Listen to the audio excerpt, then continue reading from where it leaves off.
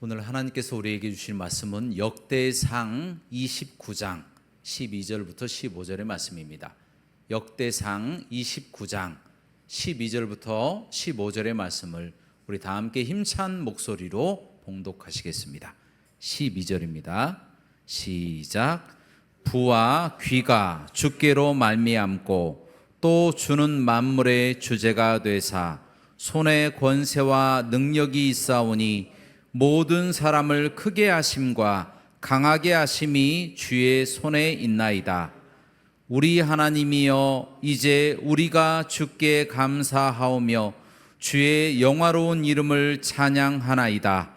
나와 내 백성이 무엇이기에 이처럼 즐거운 마음으로 드릴 힘이 있었나이까? 모든 것이 주께로 말미암았사오니 우리가 주의 손에서 받은 것으로 주께 드렸을 뿐이니이다.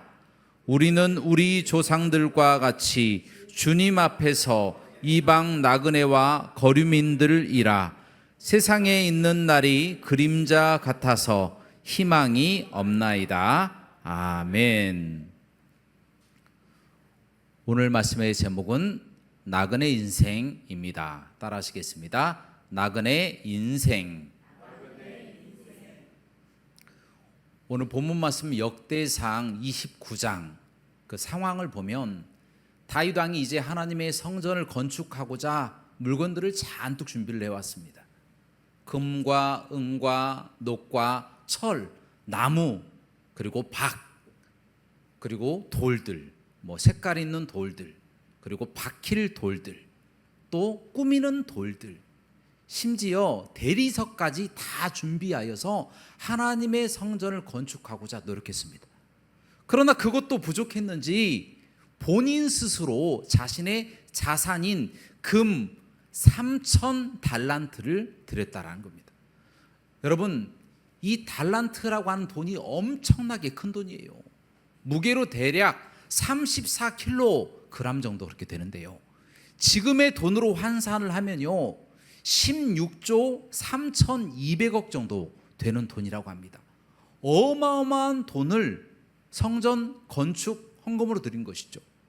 자, 그러자 그 주변에 있었던 족장, 각 지파의 족장들과 족장 그 지파의 어른들, 그리고 천부장, 백부장, 심지어 그 왕의 사무 감독을 맡는 사람들까지, 일반 백성들까지 금을 다 하나님 앞에 드리게 되는데 그 양이 5,000달란트라는 것입니다.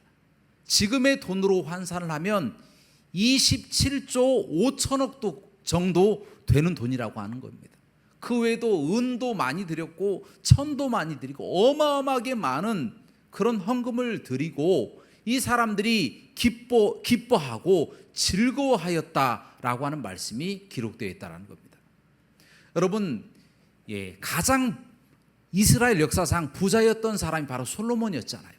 그런데 이 솔로몬이 1년에 받는 금의 중수가 666달란트였습니다.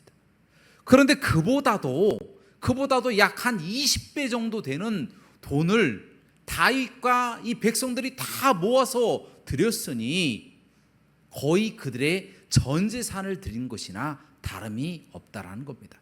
그렇게 말해도 과언이 아닙니다. 그만큼 많은 헌금을 하고 그래서 가정 경제도 그렇게 상황이 좋지 않았을 겁니다. 더군다나 기뻐할 상황이 아니었어요. 왜냐하면 평생토록 모았던 금과 그리고 은을 하나님 앞에 다 드려버렸기 때문에 더 이상 남은 것도 없어요. 기뻐할 그러한 내용이나 상황이 아니라는 겁니다. 그런데 그들이 하나님 앞에 영광스럽게 모든 것을 다 드리고 무엇이라고 고백하고 있습니까? 이렇게 고백합니다. 우리가 무엇이기에 이처럼 즐거운 마음으로 드릴 힘이 있었나이까? 모든 것이 다 주님께로 나오는 것 아닙니까? 주의 손으로부터 우리가 받은 것이므로 그것을 주님께 드릴 뿐입니다. 이렇게 겸손한 마음으로 하나님 앞에 예물을 드렸다라는 것입니다.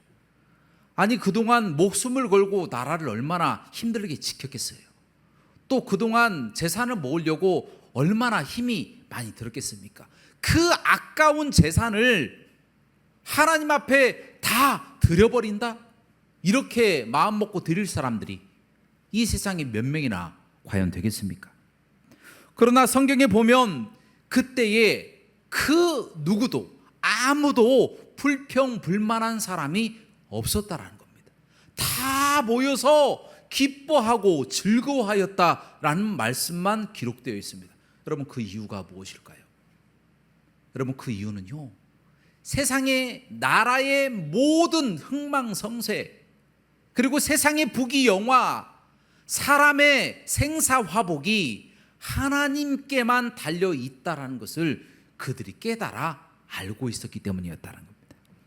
그동안 힘이 없어서 주변의 강대국들에게 늘 공격당하고 늘 침략당해서 조공을 바쳐야만 했습니다. 그러나 하나님이 함께 하시니까 어느덧 조공을 받는 나라가 되고 자신들도 부자가 될 수가 있었어요. 금도 있고 은도 있고 갖가지 보석도 있고 좋은 천들도 있고 양들도 있고 소도 있고 우양도 있고 얼마나 행복하게 살았는지 모르겠습니다. 그렇게 부유한 입장이 되었어요. 그러나 그 모든 것들이 하나님께로부터 주어진 것이라는 것을 그들이 깨달아 알았기 때문에 한 나라가 망하고 한 나라가 다시 서게 되는 것은 하루아침에 하나님의 명령에 따라서 일어날 수도 있는 일이다라는 것을 그들이 알았기 때문에 이 모든 것들을 하나님이 주신 것 아닙니까? 하나님 다 가져가십시오. 그래도 상관없습니다.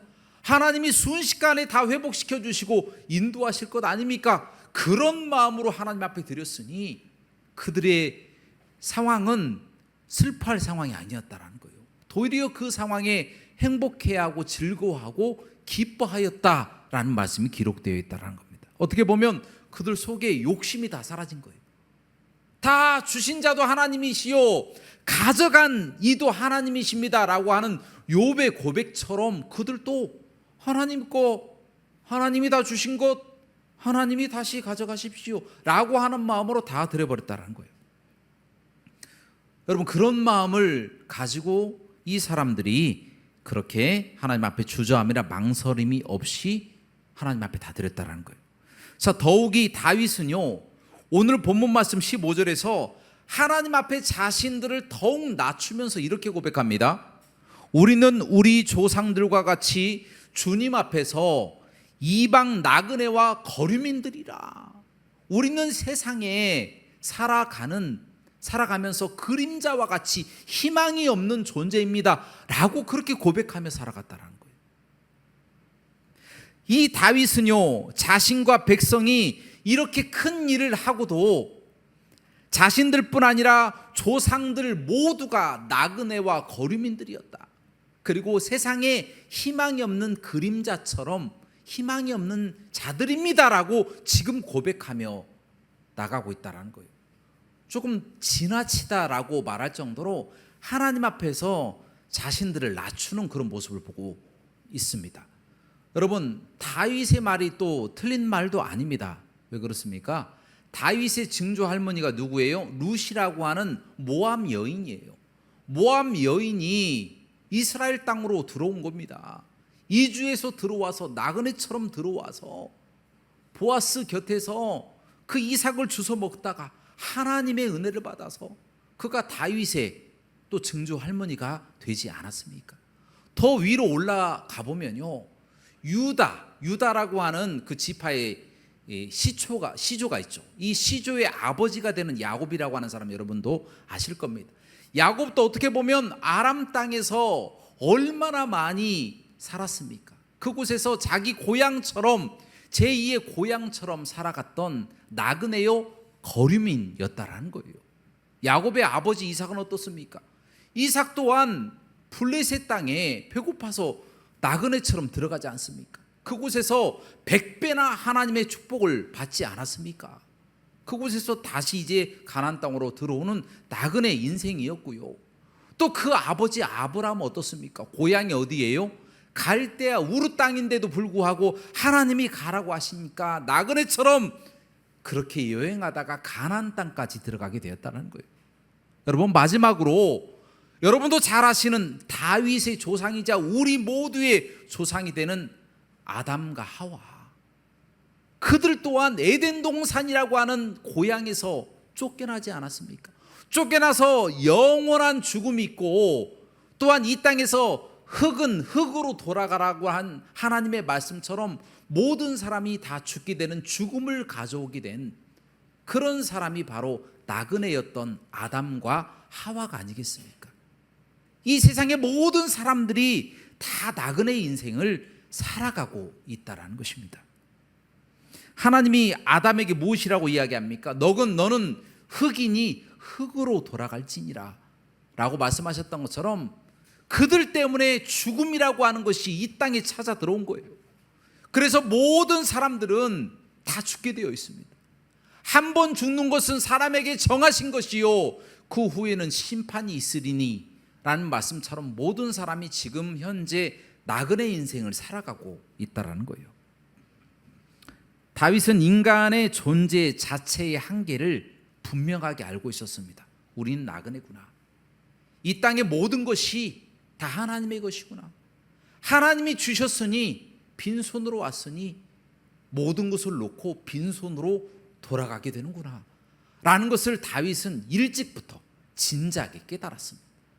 또한 백성들 또한 자신들이 삶을 살아나가면서 자신들이 노력하지도 않았음에도 불구하고 하나님이 축복해 주시니까 조공을 바치는 나라에서 조공을 받는 나라가 되고, 아주 힘들어서 먹을 것도 제대로 먹지 못하고 늘 침략자들에 의해서 먹을 것이 뺏기는 상태에서 이제는 다른 나라에게 조공을 받고 행복하게 먹고 금과 은과 천과 좋은 것들이 가득한 그와 같은 상황을 하나님이 주셨다라는 것을 깨닫고 난 후에 그때부터는 이 땅에 욕심이 사라진 거예요. 욕심이 사라지고 다윗의 마음 속에서 욕심이 사라지니까 그때부터 삶 전체가 욕심이 없는 빈손의 인생, 나그네 인생의 삶인 것을 인식하고 살게 되었다는 것입니다. 여러분, 욕심이 없는 삶을 살아나간다는 것, 그것이 어떤 삶이겠습니까? 바로 하나님 앞에서 하나님이 원하시고 하나님의 눈치를 보고 하나님의 마음에 원하는 길을 따라 살아가는 그런 삶을 살게 된다는 거예요. 누가 시키지 않아도 하나님을 사랑하고 이웃을 사랑하게 되고요, 하나님의 율법을 따라서 열심히 거룩하게 살아가게 되는 거예요.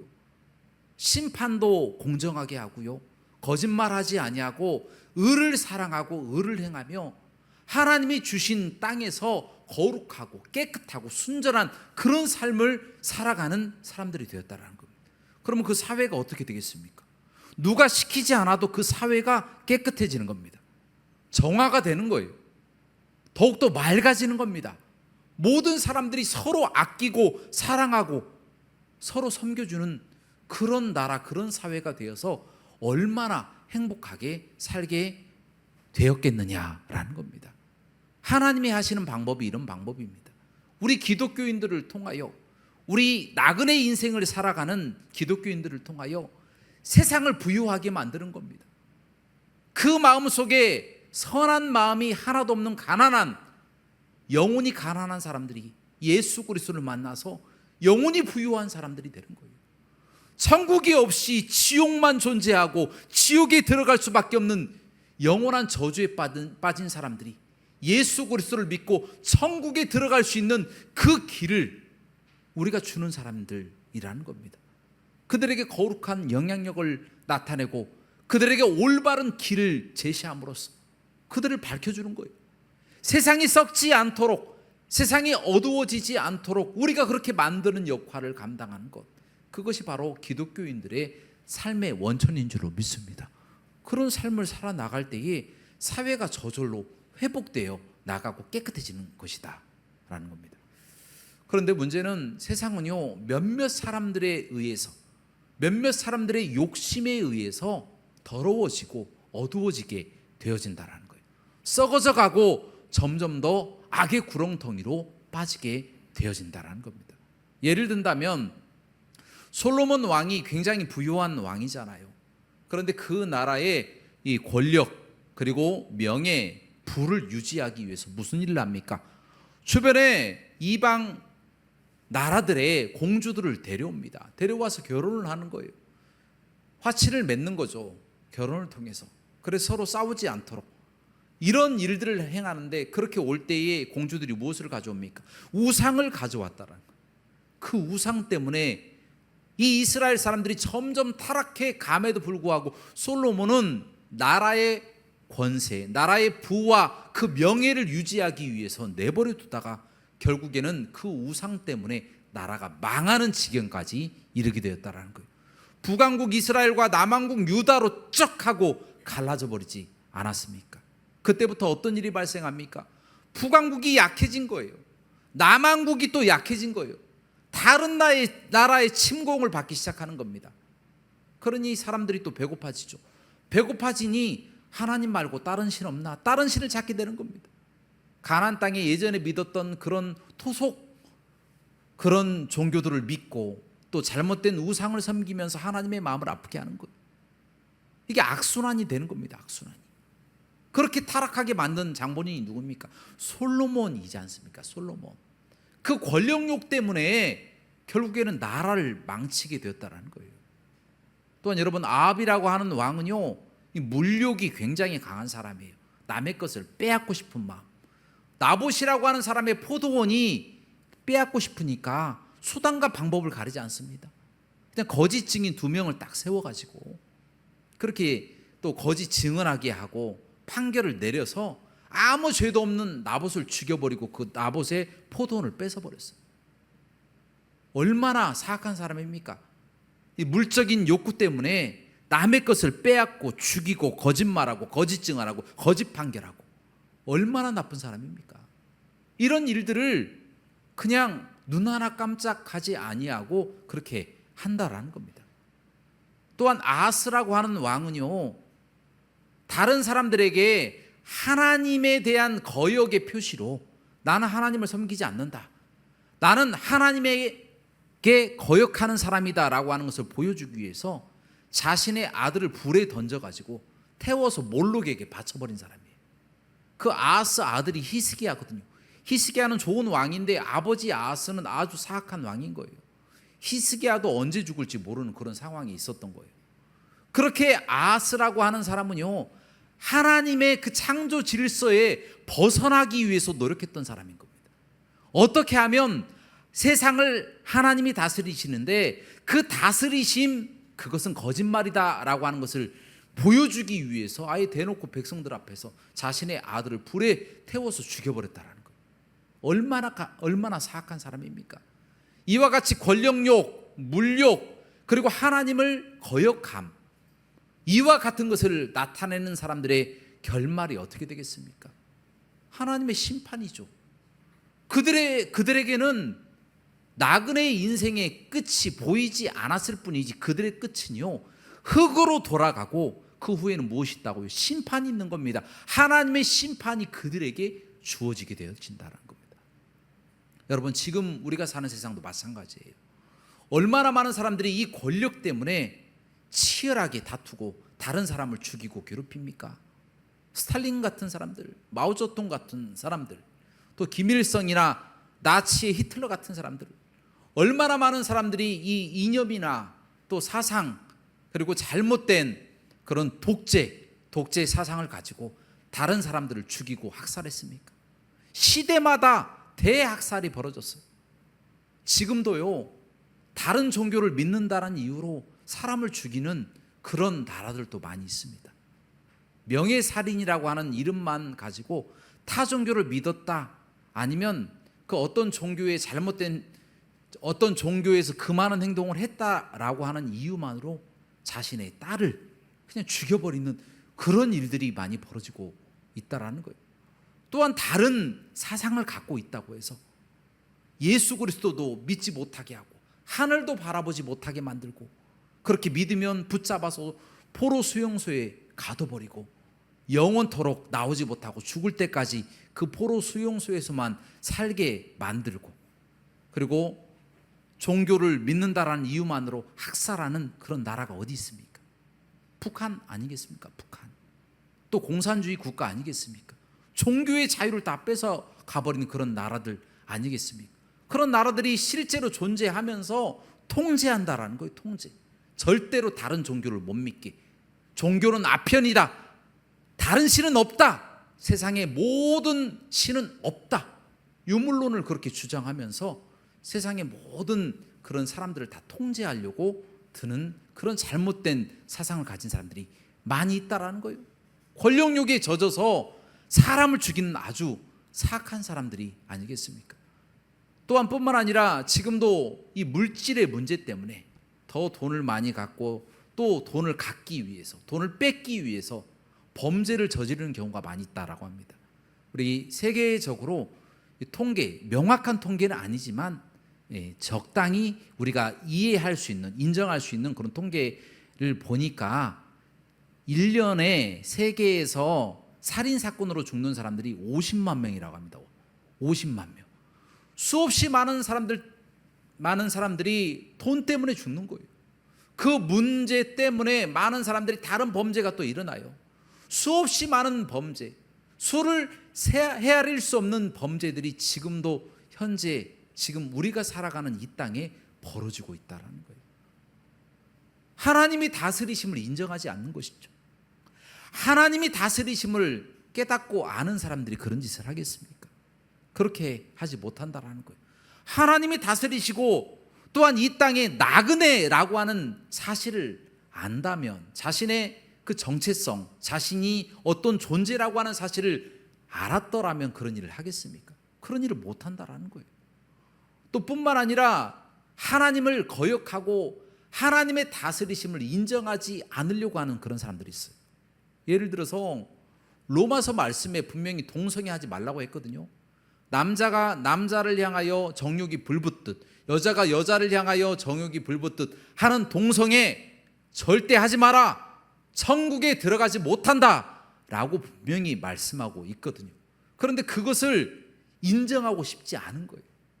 그것을 반대하는 겁니다. 그래서 그 이야기가 듣기 싫어서 그런 이야기를 하는 사람들의 입을 막고자 법을 만들어요. 그런 말을 하는 사람들은 뭐 500만 원 이상의 벌금을 때린다 라고 이렇게 겁주면서 말을 못하게 합니다. 또 심지어 성경 말씀에 명백하게 기록되어 있는 이 말씀이 있잖아요. 로마서 말씀에 분명히 동성애하지 말라고 그렇게 나와 있잖아요. 그래서 그 사람들이 연구를 하는 겁니다. 이 동성애 관련된 말씀은 바울이 한 이야기구나. 그래서 이 바울이 쓴 바울 서신을 완벽하게 성경에서 제거해 버려야 된다. 이것은 극단적인 이 성경론자들이 잘못 만든 내용이기 때문에 바울 서신이란 이름으로 예수님과 바울을 분리해내자. 그래서 성경 안에서 동성애가 범죄고 하나님의 나라에 들어갈 수 없다라고 하는 내용이 있는 바울 서신을 분리시켜 내버리려고 하는 그런 시도가 지금 현재 벌어지고 있습니다. 타종교의 구원이 없는데 타종교에도 구원이 있다라고 하는 사실을 주장하기 위해서 성경에서 타종교의 구원이 없다라고 말하는 그런 성경의 내용을 삭제해버리려고 하는 시도를 지금도 하고 있다는 거예요. 여러분, 이러한 모습들이 다 무엇에서 기인되는 겁니까? 욕심에서 기인되는 거예요. 권력욕, 물욕, 하나님의 그 지배하에서 벗어나려고 하는 그런 마음 때문에 생겨나는 욕심이다라는 거예요. 그런 욕심의 끝이 어디 있겠습니까? 욕심의 끝은 나그네 인생을 이 땅에서 살아나가다가 결국에는 흙으로 돌아가고 난 후에 심판을 당하는 그 상황에 처하게 되어진다라는 거예요. 그것을 그들이 모르고 있는 거예요. 이 땅에서 잠시 권력을 누리고 잠시 명예를 누리고 부를 누리고 지식이 충만한 상태로 다른 사람들에게 존경을 받고 이 세상에서 영원히 살 것처럼 수단과 방법을 가리지 않고 그것을 누리고자 또 유지하고자 노력하는 그런 사람들이 있잖아요. 그들의 끝은요, 나그네 인생으로 너는 흙이니 흙으로 돌아갈지니라 라는 말씀처럼 흙으로 돌아가고 난 후에 그 영혼이 심판받아 지옥 가게 될 것을 그들이 모르고 있기 때문이다라는 거예요. 여러분, 아이들은요, 처음에 태어나잖아요. 그러면 그 아기들의 그 얼굴을 보면 내 아이인지 다른 사람 아이인지 잘 모릅니다. 얼굴이 비슷합니다. 처음에는 잘 구별이 안 갑니다. 그러다가 조금 크고 나면 아이의 얼굴을 보면 부모님의 얼굴이 나타나기 때문에 나의 아이다, 그렇게 알게 되는 겁니다. 그런데요, 이제 시간이 한참 흘러서 이제 죽을 때가 되잖아요. 그러면 어르신들의 얼굴이 다 비슷해집니다. 누가 누구인지 잘 구별이 안 가요. 나중에 보면 다 얼굴이 비슷해서 얼굴이 평준화가 다 됩니다. 그런데요, 마지막 순간, 돌아가시는 순간이 되면요, 남녀의 구별이 잘 안 갑니다. 얼굴과 몸까지도 비슷하게 변해서 별세하게 되어진다는 거예요. 이처럼 흙이 흙으로 돌아가는 과정이다라는 거예요. 안타깝지만 이 땅에 태어나는 순간부터 다윗이 그렇게 고백했던 것처럼 우리는 이 땅에 나그네요, 거류민들이고 세상의 그림자처럼 희망이 없는 사람들입니다 라는 고백처럼 그런 삶을 살아갈 수밖에 없는 자들입니다. 그러나 그런 자들이 예수 그리스도를 만나서 영원한 영생을 얻게 되었으니 얼마나 감사합니까? 이 땅에 살아나가는 동안에 비록 우리가 나그네 인생처럼 많은 것들을 누리며 살아가지 못한다 할지라도 하나님께서 베풀어 주신 그 영생의 축복만 가지고도 우리는 하늘을 날아다니듯이 그런 기쁨 가운데, 충만한 가운데 그렇게 하나님 앞에 감사할 수가 있다라는 겁니다. 왜 다윗과 그 백성들이 그 제사를 다 드리고 빈털터리가 됐으면서도 그렇게 기뻐하고 즐거워했습니까? 바로 영생의 기쁨을 그들이 깨달은 거예요. 다윗 또한 그 미래를 보고 영생의 기쁨을 깨닫고 이 땅의 삶이 허무한 삶일 뿐이구나라는 것을 고백하고, 그래서 그렇게 하나님께 예배하고 찬양하는 삶을 살지 않았습니까? 바로 다윗이 말년 때에 그렇게 고백하면서 성전을 지키기 위해서 노력하는 그런 장면들이 오늘 말씀에 그렇게 기록되어 있지 않습니까? 그래서 여러분들에게 이제 도전합니다. 여러분들 이제 하나님만 바라보며 살아가시기를 주님의 이름으로 축원합니다. 우리가 나그네라고 하는 그 신분, 그 존재, 그 정체성을 잊지 마시기를 주님의 이름으로 축원합니다. 그리고 이 땅에 살아나가는 동안에 물론 우리의 삶을 최선을 다해서 살아가야 합니다. 하지만 우리가 최선을 다한 일의 그 결과에 따라서 일희일비하지 않고 그것에 따라서 그 결과에 목을 메고 연연하지 않고 하나님께 모든 것을 맡기며 그렇게 살아나가면 하나님이 가장 좋은 길로 인도하시고 가장 큰 축복을 우리에게 허락하여 주실 줄로 믿습니다. 여러분, 결과적으로 나중에 보니까 다윗과 그 백성들이 하나님 앞에 예물을 드렸잖아요. 그런데 그들의 재산이 지금 성전으로 다 가고 없잖아요. 그런데 놀랍게도 그 이스라엘 역사상 가장 부유한 시대가 어떤 시대였습니까? 그 다윗의 그 다음 시대였던 솔로몬 시대였다라는 거예요. 하나님이 복을 주시고자 작정을 딱 하시니까 솔로몬 시대의 복을 폭포수처럼 부어주셔서 은을 돌같이 여길 정도로 그렇게 흔하고 값어치 없는 것으로 여길 정도로 그렇게 하나님이 복을 주셔서 금과 은을 풍부하게 해 주셔서 그렇게 행복하고 즐겁게 살아가도록 만들어 주셨다는 겁니다. 결론적으로 말씀드립니다. 그러므로 이 땅에 살아나가는 동안에 나그네 인생처럼 맡겨진 삶에 최선을 다하되 결과에 연연하지 않고 일희일비하지 않고 최선을 다하여 주의 나라와 영광을 위해서 수고하시기를 주님의 이름으로 축원합니다. 그렇게 살아가면 이 나라가 저절로 회복되는 것이고 이 세계가 깨끗해지고 환경과 모든 여건과 모든 사람들까지 깨끗해지고 순해지고 착해지고 다 예수 그리스도를 믿고 구원받게 될 줄로 믿습니다. 이와 같은 삶을 살아가시는 저와 여러분들의 삶이 되시길 주님의 이름으로 부탁드립니다. 기도하시겠습니다. 사랑과 은혜가 풍성하시고 자비로우신 하나님 아버지, 하나님께서 또 축복하시고 인도하셔서 우리를 이 땅의 나그네로 버려두지 아니하시고 고아처럼 내버려 두지 아니하시고 우리를 불러주셔서 우리의 영혼을 구원하심을 감사드리옵나이다. 하나님, 이 땅에 살아나가다가 하는 권력을 누리고 또 좋은 외모로 또 우리의 부를 누리면서 우리의 지식과 우리의 지혜를 가지고 사람들의 존경을 받으면서 살아가는 것이 전부인 양 살아갈 수도 있었을 터인데, 하나님, 그러고 나면 나중에 흙으로 돌아가 심판을 당할 것인데 우리를 그 가운데서 건져주셔서 예수 그리스도를 믿게 하시고 구원하심을 감사드리옵나이다. 우리가 앞으로의 모든 삶 또한 주님과 동행하며 나그네 인생이라고 하는 우리의 정체성을 잊지 않고 살아가는 우리가 되게 하여 주시옵소서. 그래야 많은 사람들에게 선한 영향력을 미치면서 많은 사람들에게 복음을 선포하고 그들에게 선한 영향력을 나타내어 이 사회와 이 나라를 회복시키고 전 세계를 주의 말씀으로 깨끗하고 또 정화시키는 역할을 감당하는 우리가 되게 하여 주시옵소서. 모든 영광 하나님께 돌리기를 원하오며 예수 그리스도 이름으로 기도하옵나이다. 아멘.